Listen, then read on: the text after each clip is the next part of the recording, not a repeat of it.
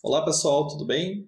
Sejam bem-vindos. Nessa videoaula a gente vai tratar de um tema chamado regime de adiantamento ou de suprimento de fundos, são sinônimos aí na contabilidade pública, e que se refere aí a uma modalidade específica de execução das despesas orçamentárias. Bom, a definição, desse regime de adiantamento ou de suprimento de fundos refere-se aí a um regime especial de despesa pública que se dá mediante a disponibilização de numerário ao servidor para a realização de gastos que não possam seguir os trâmites normais, ou seja, aqueles trâmites que devem passar, quando for o caso, por um processo de licitação, pelo processo de empenho, liquidação e pagamento efetivo, pelos trâmites comuns, embora, mesmo nesse caso, vai ser necessário aí que essas três etapas, as três últimas etapas da execução da despesa, sejam observados. Aqui a gente vai ter, as condições para as quais se aplicam esse tipo de despesa. Tá? E aí ele se refere a casos excepcionais, aplicável a despesas que vão ser definidas em lei, e aí isso vai ser definido no nível federal e nos níveis estadual e municipal. E se refere aí a um tipo de despesa que não pode se subordinar ao processo normal de aplicação, principalmente o processo aí de planejamento das compras, com a questão de todo o processo licitatório ou de dispensa da licitação, quando for o caso. Não pode ser feito a servidor em alcance, nem a responsável por dois adiantamentos. Então, aqui é uma limitação condicional que se dá para esse tipo de despesa, que é justamente o adiantamento de valores para sua execução a servidores públicos. Então, o que se refere aí ao servidor em alcance? É aquele que esteja pendente de prestação de contas de um adiantamento já realizado anteriormente. E também há uma limitação que é possível ser realizado apenas dois adiantamentos concomitantes, até que a prestação de contas seja realizada e a despesa seja de fato registrada para o juiz contábil, de acordo com aquelas três fases de execução, após a autorização. Bom, quais são os requisitos? Por mais que ela seja um regime especial, ela tem que estar prevista no orçamento. Então, se não for o caso, tem que entrar naquela condição dos créditos adicionais, como a gente discutiu na aula anterior, mas o primeiro item de requisito é que haja crédito orçamentário e o empenho para sua realização. Então, a gente vai ver algumas formas como esse recurso é adiantado ao servidor, mas deve haver disponibilidade orçamentária para sua execução e também deve ser realizado aí o empenho do valor que será destinado aí ao servidor para a execução de uma despesa. Não é aplicável a despesa já realizada e nem a despesa de valor superior ao adiantamento. Ou seja, se for feito aí um adiantamento de um determinado valor, a gente vai ver os limites, mas vamos supor que seja de R$ 1.000, não é possível que o servidor faça uma despesa superior ao valor desse adiantamento. E deve obedecer principalmente aos princípios da lei de licitação, ou seja, aquilo que seja vantajoso para a administração pública principalmente. E deve ter o caráter da impessoalidade.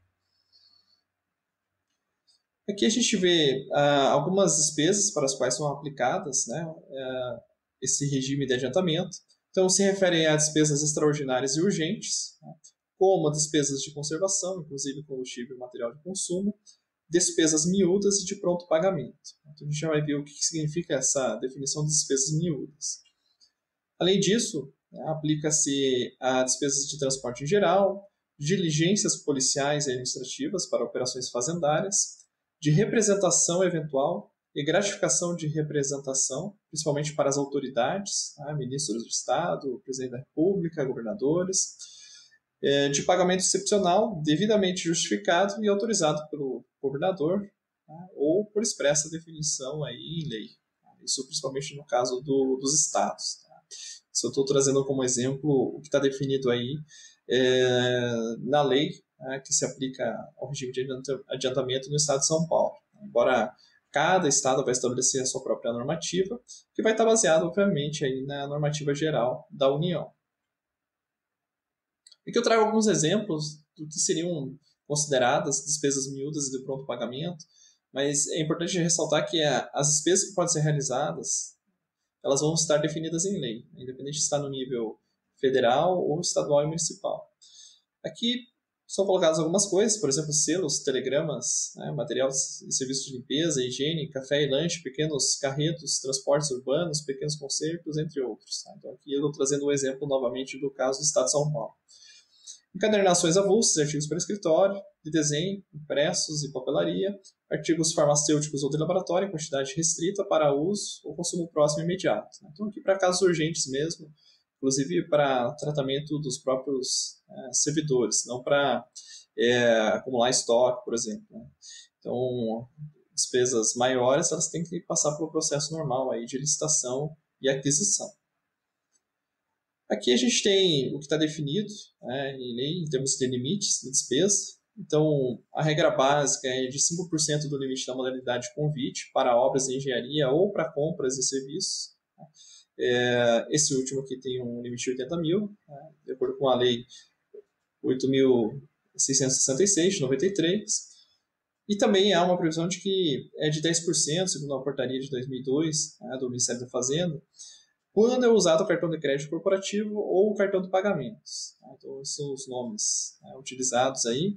O mais conhecido é essa concepção de cartão de crédito corporativo. Então, significa que, como o adiantamento ele acaba se realizando aí por meio do cartão de crédito, na maior parte dos casos, a gente vai ter um limite comum aí de até R$8.000, tá? Que é o estabelecido em lei. Bom, uma vez realizada a despesa com um cartão corporativo, por exemplo, tá, é necessário que o servidor faça a prestação de contas, tá, mediante a apresentação aí dos documentos comprobatórios da despesa.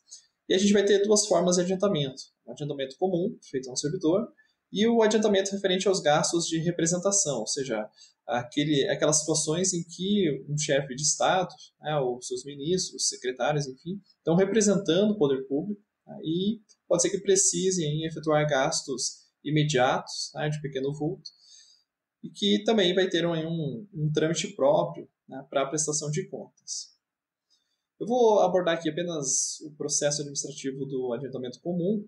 Então, basicamente, cada poder vai instituir a normativa da prestação de contas, mas, via de regra, vai ter que ser um processo administrativo em que deve ser apresentados comprovantes originais de despesa, a autorização de despesa pela autoridade do órgão que efetua a despesa, a nota de empenho e o comprovante do depósito bancário e do saldo remanescente, quando for o caso. Então, a gente tem duas situações. O adiantamento ele pode ser feito via cartão de crédito, então, basicamente, a própria fatura já vai comprovar essa despesa. Mas quando for o caso de transferência de recursos para a conta corrente do servidor, se o valor da despesa efetuada for menor do que o do adiantamento, o saldo remanescente deve ser devolvido aí à conta do poder público, seja a conta única da União, do Estado e do município. E esse comprovante de retorno do saldo remanescente deve ser apresentado nesse processo. Aqui a gente tem os casos previstos mais comuns aí de adiantamento de gastos de representação. Então, basicamente, despesas com segurança e comunicação, alimentação, jornais, revistas, livros e outras publicações, solenidades, recepções, congressos e assim por diante, placas comemorativos, troféus, taças, etc., transporte, hospedagem e alimentação de autoridades oficiais. Então, são algumas despesas aí bastante comuns, inclusive, de serem realizados pelo cartão de crédito corporativo do governo, e que estão autorizados aí quando uma autoridade pública, principalmente aí os chefes e dirigentes das organizações públicas, estão representando o poder público em algum evento oficial.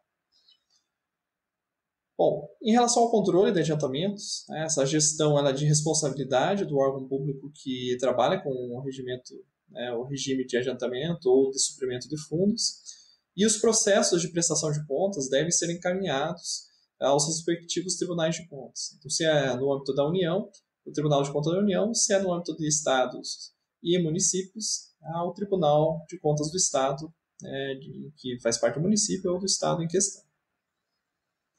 Bom, aqui estão as referências. Então, a gente tem lá como material complementar esse manual, né, do suprimento de fundos e cartão de pagamentos da Controladoria Geral da União, e também eu recomendo a leitura, né, do capítulo 10 aí do texto do COHAMA sobre esse tema. Desejo aí a todos bons estudos e até a próxima aula.